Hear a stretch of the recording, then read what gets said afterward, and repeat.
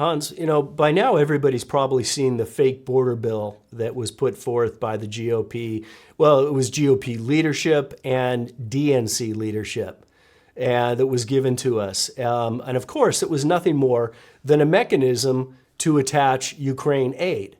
And the package that was sold to everybody was, again, that it was going to be a border bill. And when as soon as everybody started looking at the details, which were given to us last minute, people very quickly realized that it was an utterly horrible border bill that was just to get Ukraine funding. Now, that quickly got negged, got pushed back. And, what happened next? Well, immediately the Senate gets to work and indeed passes what they really wanted to pass all along, which was purely just aid to Ukraine, along with some aid for Taiwan and China. A $95 billion package, $61 billion going to Ukraine.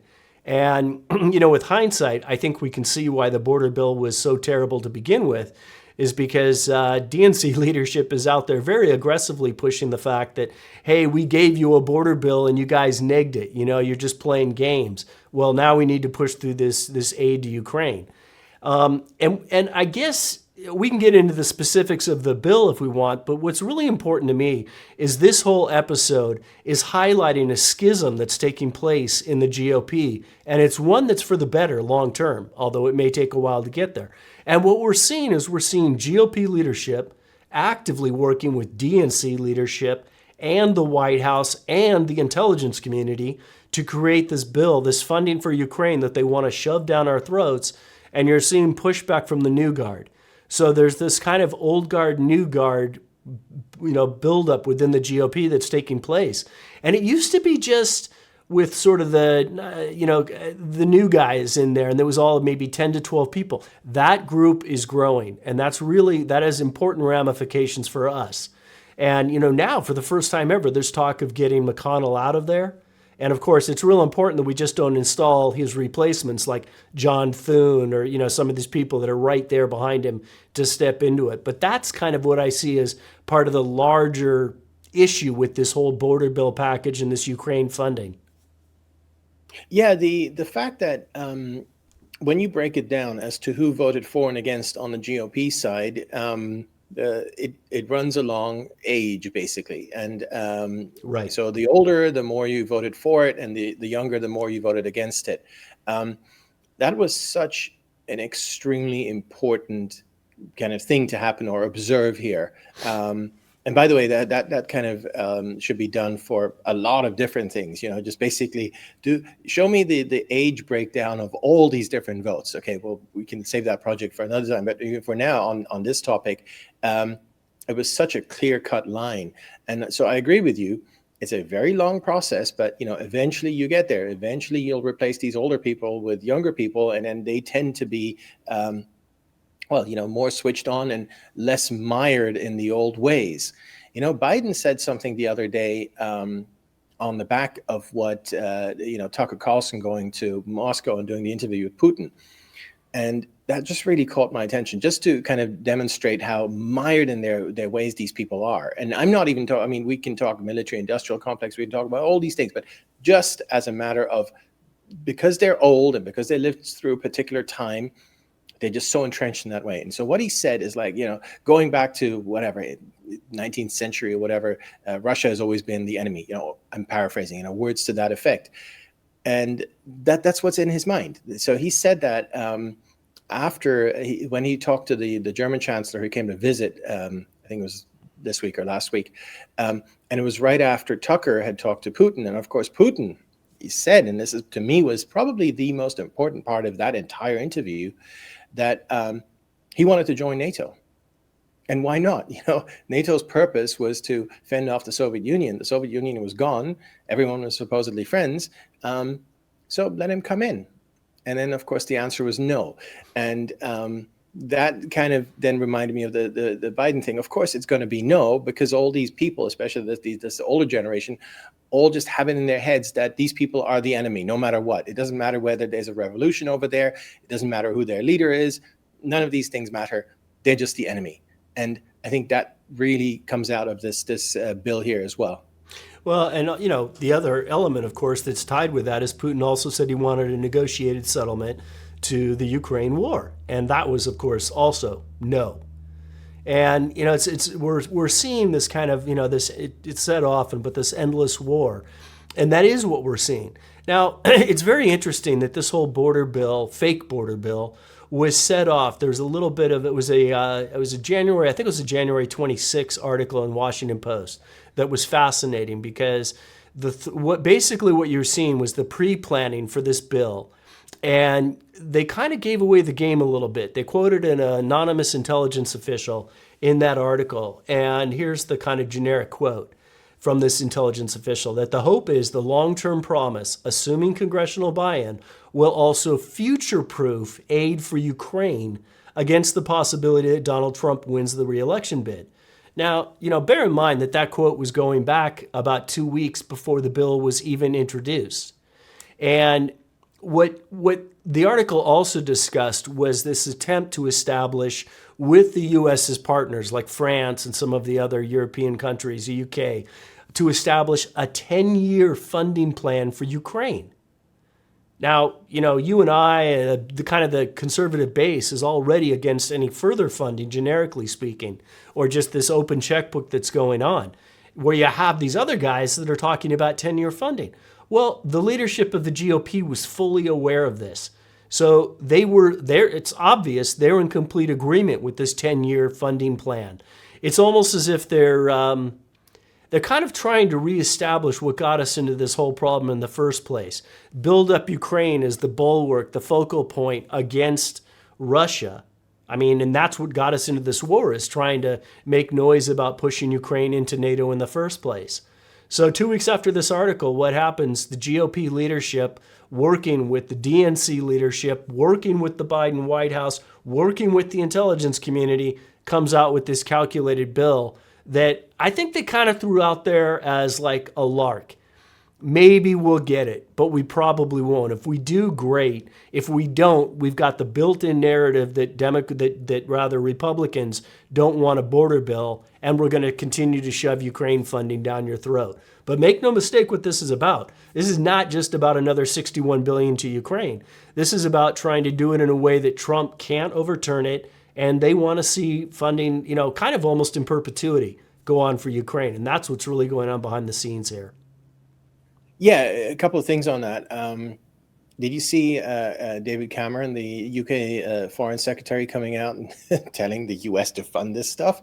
Yep. Like, hey, buddy, take care of your own issues. Don't come and tell another country what to fund or what not to fund. I thought I was. Well, I he's was one of the behind-the-scene partners, but that was very telling. Yeah, that was just that really was absolutely appalling. By the way, that guy used to be prime minister. He's not even in parliament. It's very rare for someone to be under their system to be in the cabinet as a foreign secretary, no less, which is the same as Secretary of State, without even being in parliament. But they kind of dug him out of. I think he left at about 20. He lost the Brexit referendum in 2015, and then he had to go. 2016, sorry, and then he had to go. So anyway, that just as a bit of background there. So yeah, that was just Old Boys Network and so on. That was terrible.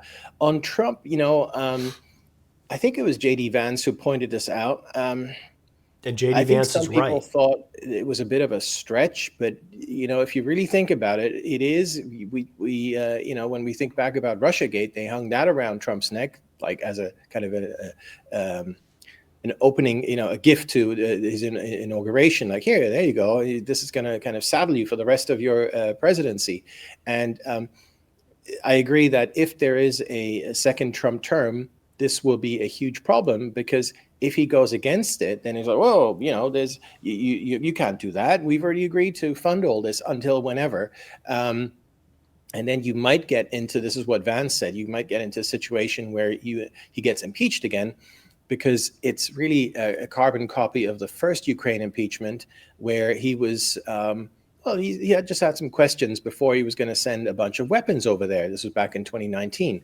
And then it came back, well, this is being agreed. If you don't do that, if you do that, then, this is impeachable. So no, I can certainly see. If you'd asked me a few years ago, I'd have said, "Yeah, that's a bit far fetched." But I mean, given everything that's happened, I can absolutely see how that was one of the precise intentions of this whole thing, and also why they had to do it on their own. Still, I think the overarching one, the most important one, is they just literally want to fund it. They actually think that Russia is like the worst thing on earth, and you just gotta just send money, money, money with no plan. Everything they promised has turned out not to be true.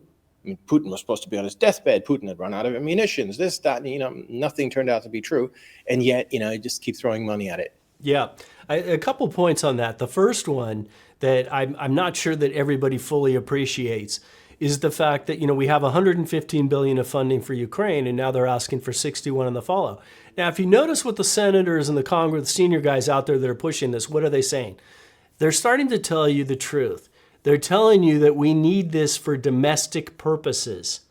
So what they're saying is that we need to rebuild all the munitions that we've spent. Well, okay, that's where the game gets given away. We gave you $115 billion for this. Unfortunately, you spent that $115 billion in other places. And then you were doubling down on the money that was going to Ukraine by sending our arms over there. Those now need to be replenished. They didn't allocate funding for that. In other words, the $115 billion in practical terms got extrapolated out to probably $200 billion in aid because you've got this gaping hole in our defense network that needs to be filled for munitions that were unpaid for that went over to Ukraine. So that's one point. The other point, I had the same reaction as you did in regards to J.D. Vance's statements. When I first heard him, I kind of thought, well, that's a little breathless. And then I went and I took a hard look and I came away with a very different opinion. As you said, Trump was impeached. What they were doing is they were citing the Impoundment Control Act. And the Impoundment Control Act says that as a president, you can't discard previously approved congressional spending without the approval of Congress. And that's kind of what Trump did when he said he wanted to defer the 700 odd million that was designated for Ukraine. He wanted to put that on hold. Well, in this case, this round, what Congress wants to set aside is far larger. It's in two parts, 1.6 billion and 13.4. It's about 15 billion compared to 780 million. So it's exponentially greater. And it's now for a war, as opposed to there was no war when Trump deferred the spending. It's back in 2019. So they can harp on that as well. And it's effectively controlling Trump's policy. I mean, Trump's made no bones about it that he intends to come in and negotiate, stop the war. It's unwinnable at this point. Everybody knows it was never winnable. But it's clear to, I think, everybody now that it's not winnable. Anybody who's willing to be honest. And so what J.D. Vance is talking about is actually very real, because he would be violating effectively the Impoundment Control Act by yanking this funding back. The amounts are exponentially greater, and we're in a hot war as opposed to a non-war situation in 2019. So it is a real threat. It is a problem. It is. One of the things that is rarely discussed and isn't really part of the narrative, although it should be, is why are we even in this situation? Why is any of this even happening, right? And I think this is where both Tucker Carlson and Putin, for that matter, missed an opportunity in that interview last week. Yeah. The reason why we're in this situation traces back to late 2013, early 2014. Everything that's happening now has to do with what happened at that time in Ukraine. And what happened, we'll get back to that in a moment, but what happened after that, of course, is the outbreak of a civil war. So whenever Carlson asked Putin about, why did you do this or whatever, I mean, the answer that I don't remember he gave, I mean, it should have just been a one-sentence answer, is like, well, actually, the war started in 2014. That's really the key. It was just in 2022 that we felt we needed to get involved more strongly. Now, you can disagree or agree with whether they needed to or whatever. The point is that is such an important point to make in terms of the overall narrative, because, if you go asking people on the streets, I mean, 99% of people will tell you the war started in 2022. Well, it didn't. It started in 2014. And now we come back to what all that has to do with the US government. And this is the part that's not talked about like at all, or certainly not enough. The Ukrainians were in a free trade agreement with Russia. That means they could sell their goods over there. Russian goods could come in, just a nice free trade agreement. And of course, they had a lot of economic connections with Russia, even, tracing back to Soviet Union days and so on. Okay, that doesn't have to stay that way forever. So the Ukrainians were also looking west, and then the European Union said, well, why don't you have I don't think it was a free trade agreement, it was something like that, a trade association agreement, something like that. Why don't you have one with us? Well, of course, Russia said, well, you got to choose. You can't have both. And that makes sense, of course, because, I don't want to get into the details of trade law, but you can't have, if you have free trade agreements with two separate partners, that affects those partners, because otherwise the stuff can go through your country as free trade when that's not the intention. So just in a nutshell, that was the problem. So they had to choose. That's a policy decision. That's their decision. That's why they have elections. That's why they have elected leaders and so on and so forth. So their leader, Yanukovych, decided that on the whole, on balance, it's probably better to stick with the Russian agreement. Again, you can disagree or agree or whatever, but there's no question that there were a lot of economic ties, and there's a good case to be made for doing that and not going the other way. Okay. Now, this is what got some people in Ukraine, especially Western Ukraine, upset. That's understandable. But again, that's politics. That's what you fight over in politics. That's why you have elections. So next time you elect a new president who's not Yanukovych, and then you get the new president to switch. Okay, that's how it's normally done. No, they didn't do it that way. Some of them went into the streets, and that's where Nuland and Biden came in, because they supported that. And they were very public about that, and they pushed it. And then Nuland, of course, we know from the phone call, started planning a coup over there. Let's get rid of Yanukovych. Let's replace him with our guy, right? That's terrible meddling in, as I just explained, a domestic political question. Where do you want to do your trade, or where do you want to concentrate on? And that's what kicked all this off, because then Nuland and Biden were successful. Remember, Biden is willing. That's what she said on the phone call. So get rid of the old government, replace it with a new government. Of course, Putin's not going to be happy if Victoria Nuland and Joe Biden replace the leader of his neighbor country. And at that point, he said, okay, well, we're going to have to take back Crimea. Again, we can argue about whether he was right or not or whatever, but that's what kicked it off. And then the war in the Donbass region kicked off as a result of that as well. That's been carried on for 8 years until the things escalated in 2022. So I think that's the sort of the background to all of this that's never talked about. And of course, it's so important to talk about it, not only because of U.S. meddling causing all this, but because of Joe Biden specifically. And look where he is now. It's always funny how we sometimes have these very, very key elements that get leaked out there. Like, think where we would be if we never had that Victoria Nuland, Jeffrey Pyatt conversation that somehow made its way out. And that's where Nuland is talking with Jeffrey Pyatt was the ambassador to Ukraine. And they're discussing their choices. They don't like the existing government. They went through the different candidates, and they literally selected which one will put him on the outside, etc. And everything that they discussed in that phone call happened exactly as they wanted it to happen. And as you mentioned, that was the introduction of Joe Biden as well. Biden is willing. Biden came into Ukraine, a month and a half later, and that set off, the whole corruption mess in Ukraine, because, of course, that's Biden's MO, is come into these new, countries that are typified by corruption and then look for ways to exploit it. Enter Hunter. Hunter came in at the exact same time that his father did. So, once Biden was willing, he had Hunter out there looking for an opportunity. But again, it's, the larger picture is just this ongoing meddling by the U.S. government and, the law of unintended consequences, or maybe they just don't care. Maybe they are intended consequences. But, that's ultimately what got us here. And oh, by the way, which administration was out there in round 2 of all this trying to push Ukraine into NATO, which is the red line in the sand for Putin? The Biden administration. Literally talking up the one thing that Putin has made very clear cannot happen. And for people who don't think, in my mind, that is not an unreasonable position for Putin to take. It's akin to having, NATO weapons set up, having Russian weapons set up on our border. That's what was being proposed to him. If Ukraine became a member of NATO, Ukraine, the intent was to put NATO weapons on Ukraine's border with Russia. I mean, it's also silly. Of course Putin is going to be upset. You may not like how he reacted to it, and that's fine. But that doesn't mean that you don't take actions that you know are going to provoke that reaction.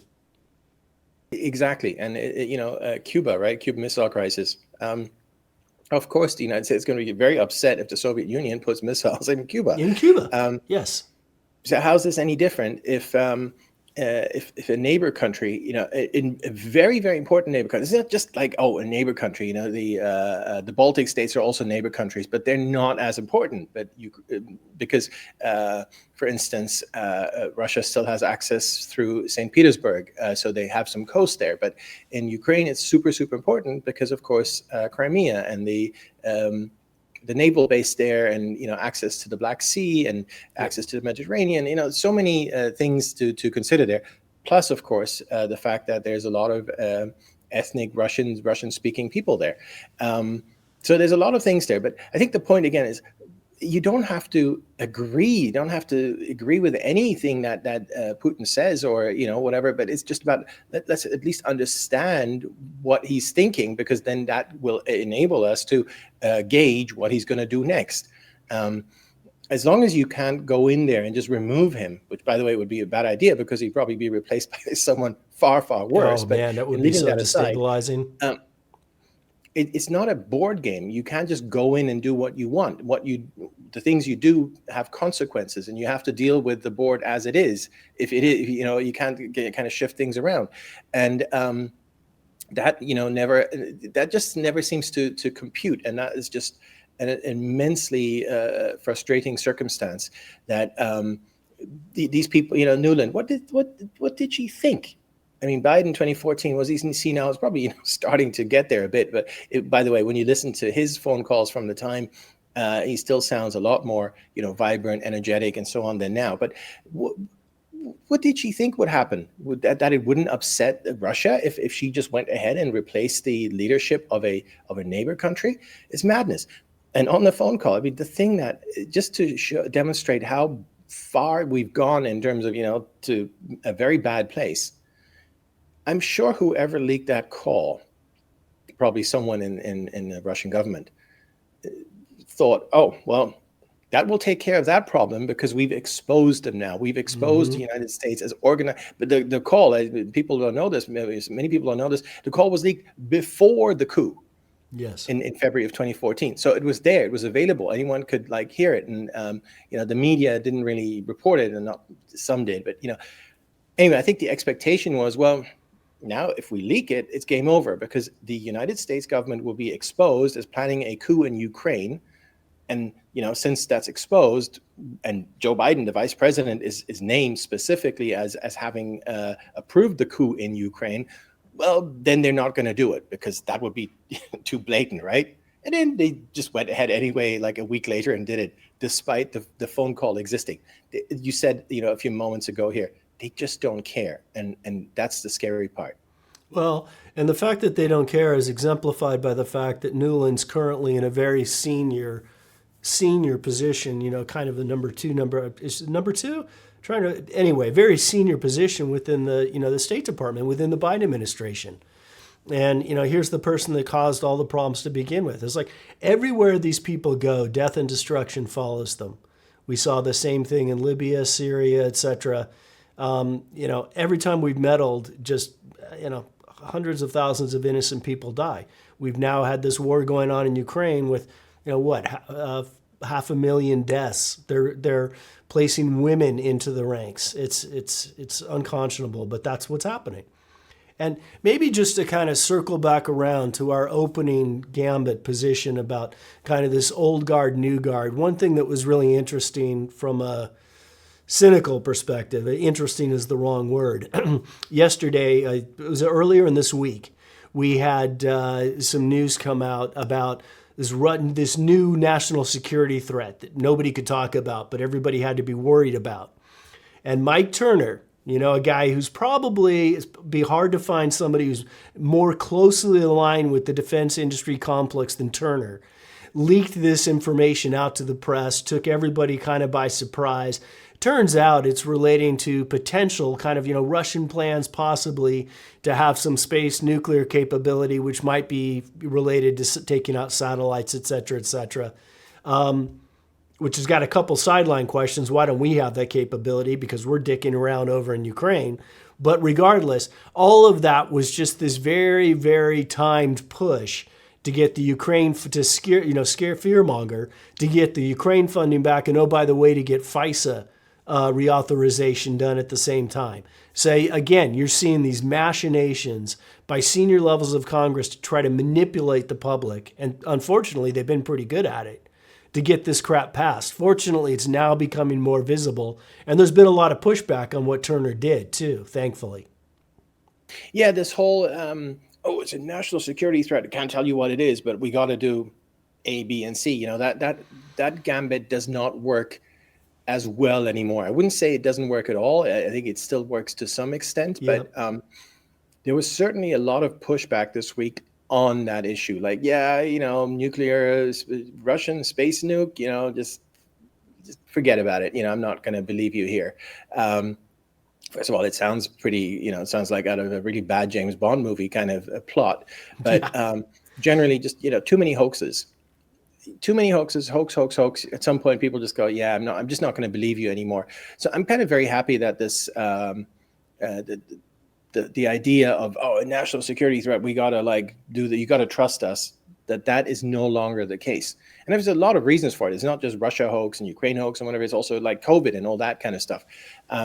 There's only so many times you can lie to people until, more and more, and hopefully more than 50% at some point will go, I'm not going to believe you this time. Yeah, we're starting to move towards that inflection point, and it's starting to shift within Congress. So both of those things are important. But it also raises a danger, is these guys lie so much, so effortlessly to get whatever they want, and it usually is related to war in some shape or form, that, what happens when a real crisis hits? And nobody believes them. Nobody takes them seriously. It's like the boy who cried wolf. And that's a real danger unto itself. So I hope that we're moving towards a change, because this whole process, this manipulation by the intelligence community, which I kind of see as sort of the puppet masters manipulating Congress, et cetera, and on down, it's starting to get exposed, but we still got a long ways to go.